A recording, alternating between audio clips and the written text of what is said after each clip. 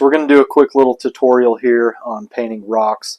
Here at Rocky Mountain Materials we sell, it's a bag of rocks, a cluster of 10 rocks that come unpainted, and this is the process I like to use to paint rocks. It's really quick, really efficient, and they have a good look to them.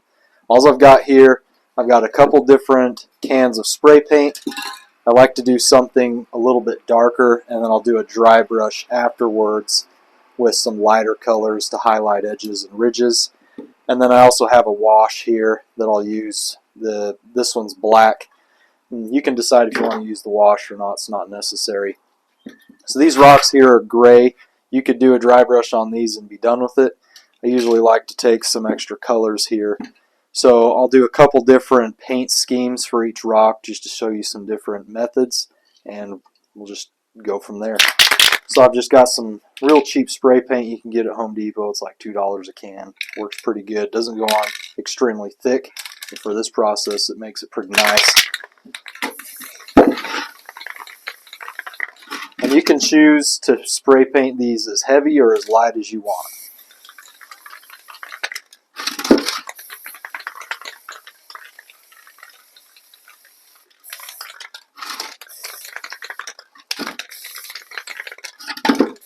So I'm going to paint this rock pretty well all black, and then you can see what detail you can get with just that. We've got this rock here. I'll do the same thing. We can kind of mix it up a little bit with some different colors. So I won't go as heavy with the black. And I can take my brown, hit a couple areas.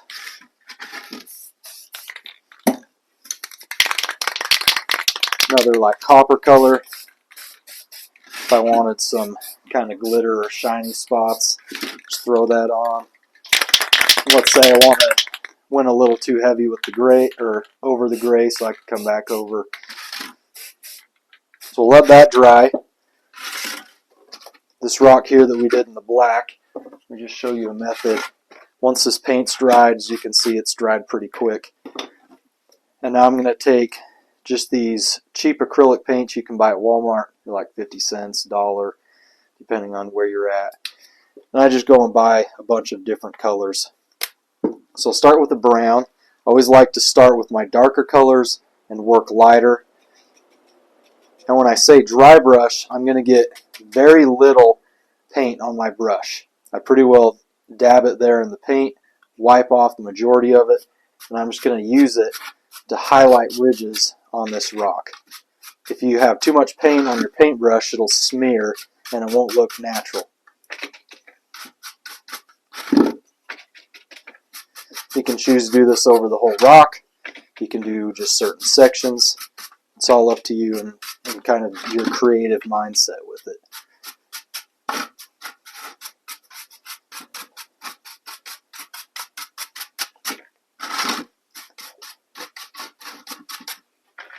So I got that. Now I'm going to move on. I'm going to do kind of a dark gray. I'm going to do the same process with the dry brush. You can see with this color how much more it adds to that rock.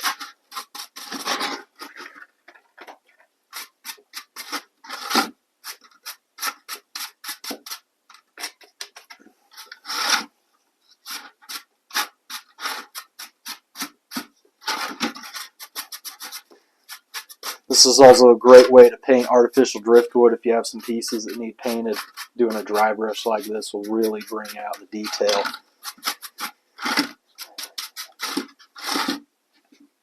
And then I want to finish it up. We could be done with our rock right there and I'd be very happy with it. I like to do a little bit of white just at the end. As this color, once it dries, it will tone down a little bit. So let's do some white here and just highlight a couple places on this rock.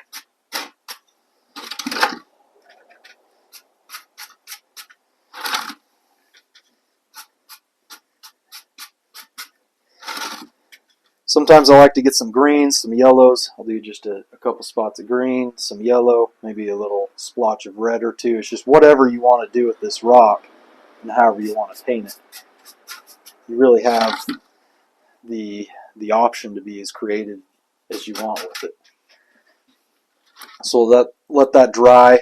Like I said, the color will tone down a little bit on it, but overall it's going to stay pretty consistent there. And then if you wanted to go back and dry brush a little bit more, you can. If by chance when you're dry brushing and you went too heavy and it smeared, which I'll just demonstrate here, went a little too heavy, you can always take your spray paint, cover it up, hit it, tone it down. If you still don't like it, you could let that paint dry and then re-dry brush again. So don't feel like you messed up. And once that dries, it might look pretty cool just leaving it like that. So it's up to you to be creative. Go ahead and do the same thing on this rock here. Now that spray paint's dried, I'm going to just stick with a gray and a white on this one. We already have some brown in there, so I'm not worried about that.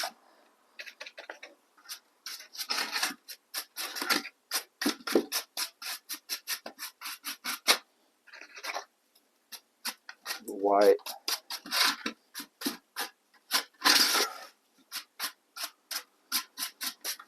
So you can see it's really quick, really efficient, and you get a really good look to it. Now if you want to go a step further, I just have my wash here. Usually what I'll do is I'll take one bottle of acrylic and I'll take one like 20-ounce bottle of water and I'll mix the two together. So one bottle, these are 2-ounce bottles of paint with 20 ounces of water, mix it up and be able just to spray it on there. And we can cover a whole rock with this wash, and then all the black and the dark areas will soak in and give it a little more character and detail on a rock.